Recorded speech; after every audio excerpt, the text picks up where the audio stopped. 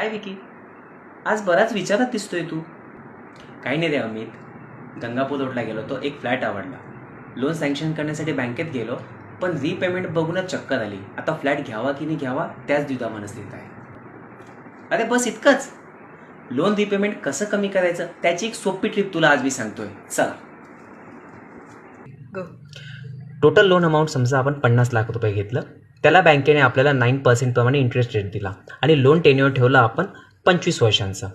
तर आपला monthly EMI 9%ने calculate केला तर तो बनतो 45,700 रुपये आणि टोटल रिपेमेंट आपण करत असतो 1,42,25,000 पूर्ण 25 वर्षांमध्ये.